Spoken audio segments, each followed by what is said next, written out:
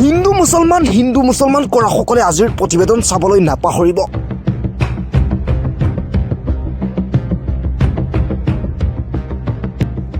এগৰাকী হিন্দু ব্যক্তিয়ে দান কৰিলে মাদ্ৰাছাৰ ছাত্ৰসকলক 40খন পাগুৰি।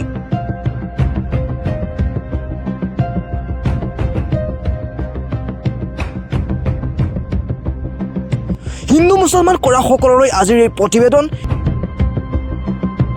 হিন্দু মুছলমানৰ মাজত কোনো ভেদাভেদ নাই। আমৰা আৰ হিন্দু আৰ মুসলমান না।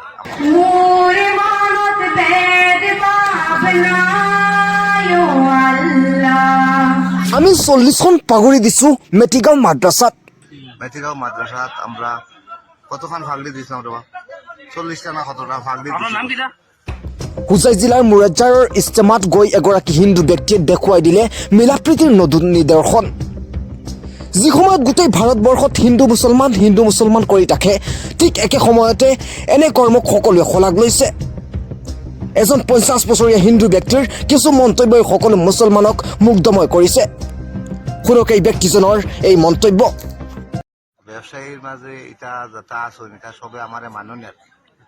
আমরা আর হিন্দু আর মুসলমান না। আমরা যে কোনো কিছু হইলে মন্দির মসজিদ মাদ্রাসা সবটাতে আমরা ব্যবসা ব্যবসায়ী কমিটি থাকি বুঝছেন।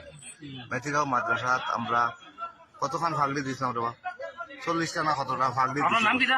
আমার নাম নারায়ণ দাস। বাড়ি আমরা ডবহা।